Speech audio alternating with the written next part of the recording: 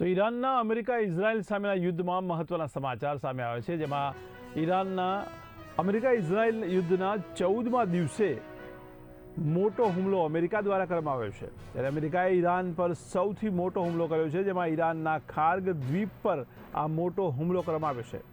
અમેરિકાએ ખાર્ગ દ્વીપ પર ઈરાનના સૈન્ય ઠેકાણાઓ પર હુમલો કર્યો હોવાનું જાણવા મળ્યું છે। ત્યારે ખાર્ગ ટાપુ એ તેલ નિકાસ માટે એક મુખ્ય માર્ગ માનવામાં આવી રહ્યો છે। તો મધ્ય પૂર્વના ઇતિહાસમાં આ સૌથી મોટો હુમલો કર્યાનો ટ્રમ્પ દ્વારા દાવો કરવામાં આવ્યો છે। તમારા એસોસિએટ એડિટર ઉમંગ સોની જોડાયા છે। જી ઉમંગભાઈ, અમેરિકાએ ઈરાનના ખાર્ગ દ્વીપ પર હુમલો કર્યો છે, તેને લઈને આપ શું કહેશો? જયેશભાઈ, આજે 2 વીકથી વધુ સમયથી ઈરાન ઉપર ઇઝરાયલ અમેરિકા હુમલા એકબીજા દેશો પર કરી રહ્યા છે અને મધ્ય પૂર્વના કેટલાય દેશોમાં ઈરાન પોતાના મિસાઇલ્સો હોય એવી અન્ય વસ્તુઓથી હુમલો કરી રહ્યા છે। હવે આજે જે તમે વાત કરી એ મુજબ કે જે ઈરાનનું જે મુખ્ય જે ઓઇલનો સંગ્રહ કરવાનું સ્થળ છે અને જ્યાંથી ઓઇલનું ઉત્પાદન થાય છે અને ઈરાનની જે આર્થિક જીવાદોરી કહેવાય તો વિસ્તાર છે ખાર્ગ ટાપુ, તેના ઉપર અમેરિકાએ હુમલો કર્યો છે। સૌથી પહેલા જણાવ્યું કે અમેરિકાએ છેલ્લા કેટલા દિવસથી અમેરિકા અને ઇઝરાયલ યુદ્ધમાં સૌથી મોટો હુમલો કરવાનો છે। આજે હુમલો કર્યો છે। અત્યારે જે માહિતી સમાચાર પ્રાપ્ત કરી રહ્યા છે કે ખાર્ગ વિસ્તારમાં સ્વાભાવિક છે કે ઓઇલનો ટેન્કર, ઓઇલ રિફાઇનરી બધું હોય એટલે સ્વાભાવિક છે કે ત્યાં સૈન્યની જે હોય તે ઠેકાણા કર્યા હોય અને અનેક સુરક્ષા માટે અનેક વિવિધ મિસાઇલ્સો ગોઠવી હોય અથવા તો એર ડિફેન્સ સિસ્ટમ ગોઠવી હોય। અમેરિકાએ સૌથી પહેલા સૈન્ય ઠેકાણો પર હુમલો કર્યો છે એટલે સાબિત કરી દીધું છે કે હવે મધ્ય પૂર્વ એશિયામાં ઈરાન માટે મરો યા કરનો જંગ થઈ ચૂક્યો છે।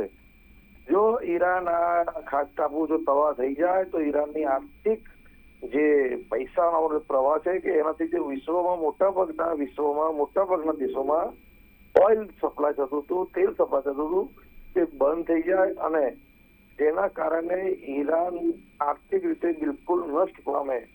જો હવે અમેરિકાએ જાહેર કરી દીધું છે કે અત્યારે અમે સૈન્ય ઠેકાણો પર હુમલો કર્યો છે ખાર્ગ ટાપુમાં અને ટૂંક સમયમાં ઓઇલના ઇન્ફ્રાસ્ટ્રક્ચર ઉપર હુમલો કરીશું।